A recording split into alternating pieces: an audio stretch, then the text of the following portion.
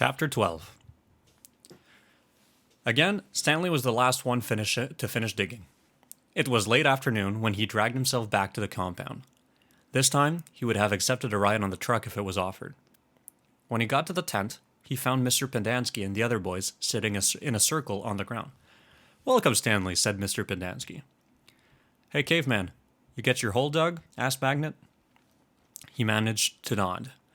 "You spit in it?" asked Squid. He nodded again. "You're right," he said to X-Ray. "The second hole's the hardest." X-Ray shook his head. "The third hole is the hardest," he said. "Come join our circle," said Mr. Pendanski. Stanley plopped down between Squid and Magnet. He needed to rest up before taking a shower. "We've been discussing what we want to do with our lives," said Mr. Pendanski. "We're not going to be at Camp Green Lake forever. We need to prepare for the day we leave here and join the rest of society." "Hey, that's great, Mom," said Magnet.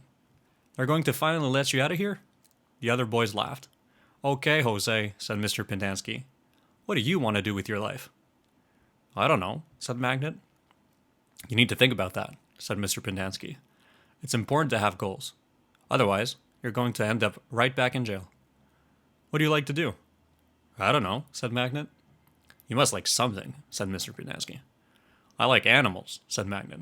"Good," said Mr. Pendanski. "Does anyone know of any jobs that involves animals?" Veterinarian," said Armpit. "That's right," said Mr. Pendanski. "He could work in a zoo," said Zigzag. "He belongs in the zoo," said Squid. Then he and X-Ray laughed. "How about you, Stanley? Any ideas for Jose?" Stanley sighed.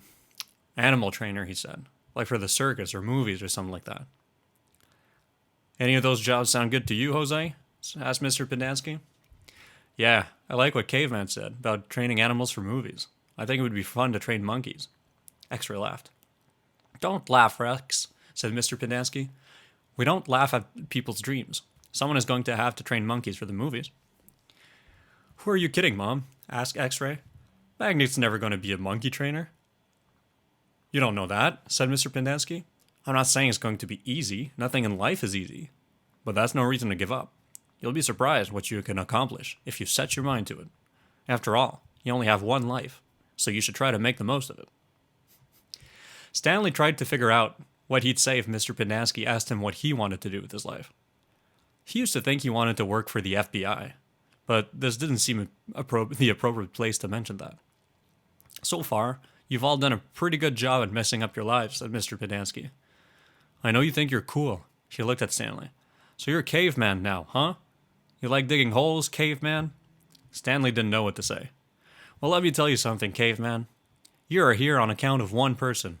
If it wasn't for that person, you wouldn't be here digging holes in the hot sun. You know who that person is?" "Why, no good, dirty, rotten pig stealing great-great-grandfather." The other boys howled with laughter. Even Zero smiled. It was the first time Stanley had ever seen Zero smile. He usually had such an angry expression on his face. Now he had such a huge smile, it almost seemed too big for his face, like the smile on a jack-o'-lantern. "No," said Mr. Pendanski. "That person is you, Stanley. You're the reason you're here. You are responsible for yourself.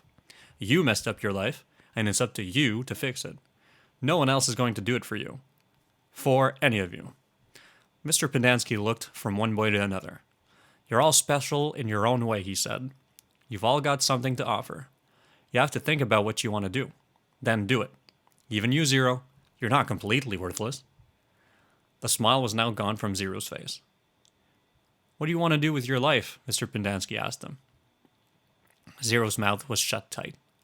As he glared at Mr. Pendanski, his dark eyes seemed to expand. "What about it, Zero?"